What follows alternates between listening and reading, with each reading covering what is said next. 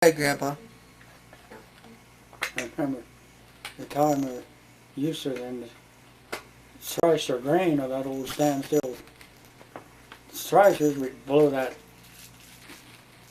straw up in a big pile, and in the winter we'd let the hogs clean up some of that straw, some of that oats or grain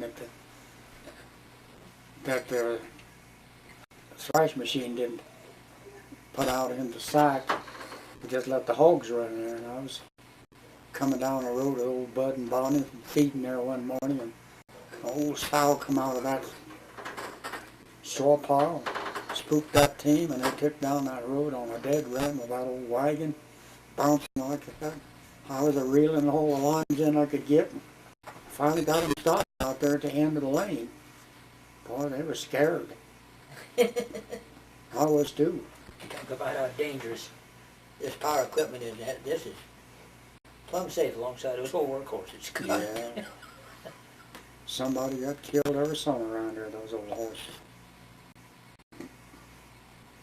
Those runaways, boy, once you start to run, I don't care how hard you pull it on the bits, they just take it and go anyway.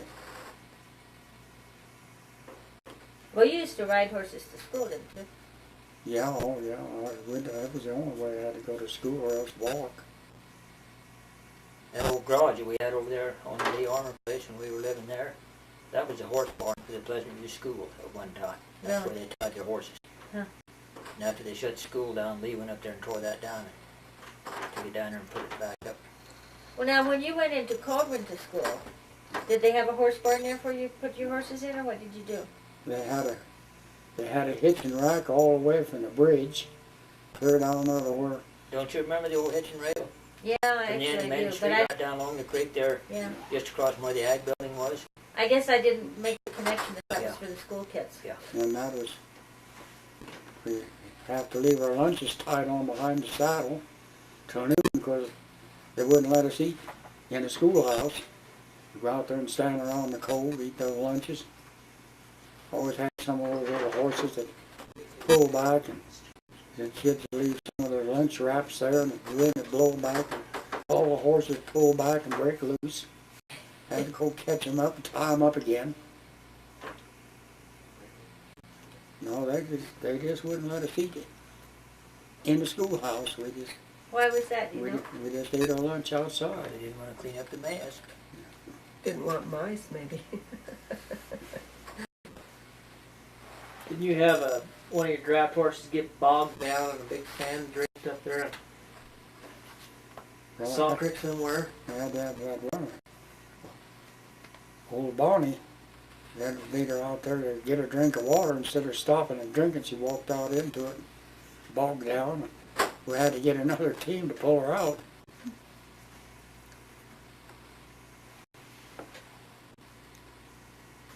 Yeah, that quicksand was bad, but you don't get that much anymore.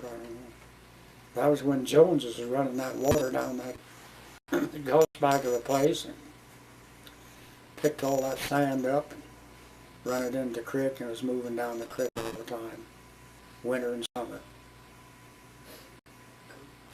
They had those sand traps so they could get it, so they could irrigate. You know, they had big board things about 30 or 40 feet long, and they had a bunch of little boards in the sides. You'd take those out and let the sand drift out, and then put those boards back in.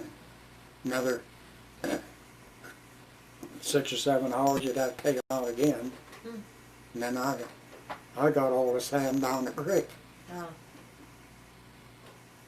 But that old Bonnie, boy, she was my pride and joy, that old Merle.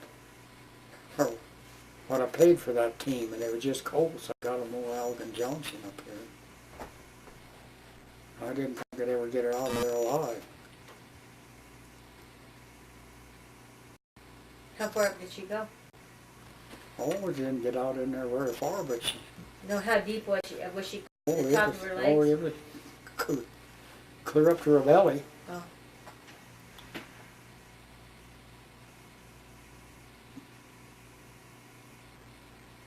Dad was always mad at me for buying that pair of colts. He could have bought a horse a lot cheaper than that. But I don't know. Their mother was about the most ideal work mare that I believe I ever saw. She was a beautiful animal. Neither one of the colts ever got to look as good as she did. When you were living up in Salt Creek, that was when you were doing most of the clearing of the land up there. And what? That was when you were doing most of that clearing of the land up there. Yeah. Of course, that was when I was doing it by hand with an axe and a grubbing hoe. Uncle Jim had that old John Deere tractor with those steel wheels. Take it up there and boy, you could really clear ground. You had that up there, yank that stuff out with the chains. And then I got It was, Bill Charles's cat. Art Rodnauer's running it then and cleaned a lot of those little round table bunches of oak up. But in the wintertime, they didn't have anything to do in the afternoons. They'd go out there and cut that brush, cut it off underneath the ground. And I kept a fire going all the time. You can burn that green stuff if you got a fire going, hot coals underneath. Every day. And then maybe keep moving the fire along with me. But I got rid of quite a lot of it in those draws that way.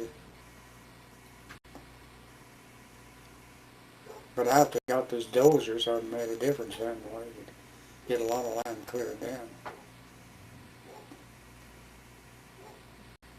I don't remember where Uncle Jim got that old tractor. I think he bought it from Cecil Stice, didn't he? I don't remember where he got it, but he had it when he was working for Gunderson's there. Yeah. Had the old steel wheels on it with the... And then when he bought that M tractor, that's about the time he left Gunderson's and went down and rented the Barnard place.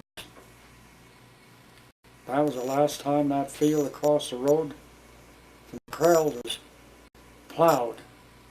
Say he plowed it with a tractor that year, and then I plowed it with a team of horses the next year.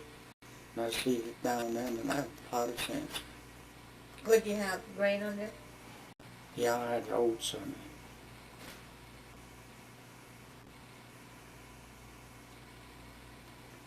I remember those two little fields up there across Higgins' place. They were just sagebrush. Yeah. And I can remember riding on that old John Deere tractor with Dad while he plowed that. He could had those old steel wheels and that old plow, and he plowed that sagebrush under with that. Where was that? Those two little fields clear up there across from the old Kiggins' place. It's Yeah. all That's one where big the big field there house now, I guess. But Oh. And Yeah. they say all it was what was below that lower ditch too at that time. there was only 3 or 4 acres, 4 or 5 acres, something like that. And there was a big old gulch between it. Then I got walkers to level the gulch in after Ted Walker. That's when he and Carl Lynn never got along. And old Carl was working for me then, and I got Walker to level out in above the ditch. And old Carl always called that the Walker mess. He and Carl was working for the Forest Service, and Ted Walker was they're making those terraces up in Sheep Creek and Road Gulch and that kind of. Ted could never do anything to suit Carl, and Carl couldn't do anything to suit Ted, and they didn't get along at all. So we just called it the Walker mess.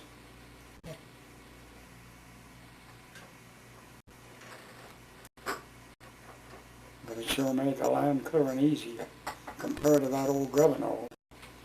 You know, there was that side hill and that right across the road from Don Mitchell's that had that side hill and had that oak brush on it. I chopped all that out of there, took those roots out and burned them. And somebody, old Pete Johnson, I guess, told me, he said, never do that. Says you sock the ground. Just cut them off the top of the ground and let those oak roots rot.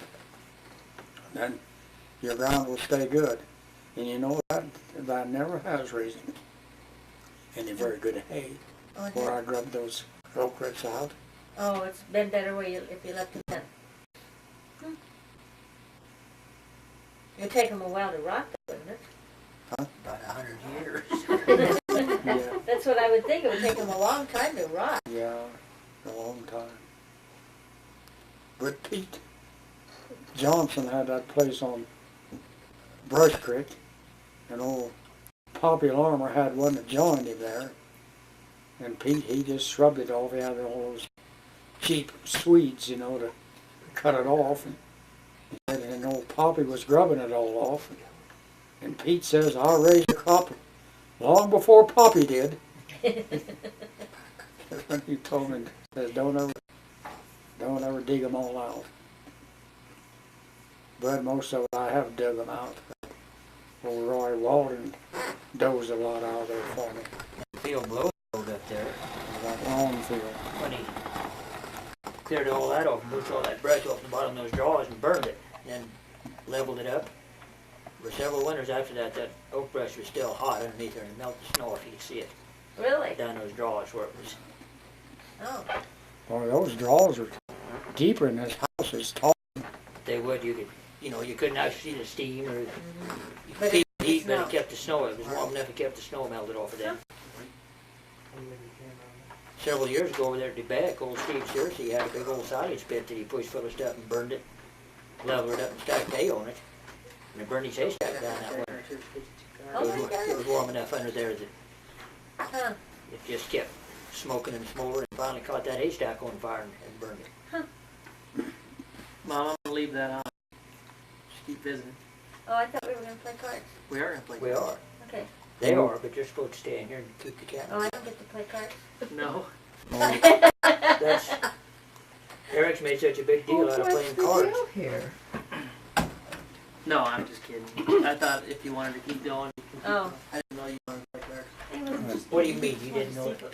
You told me today that you were going to play cards tonight. Well, let's play cards then.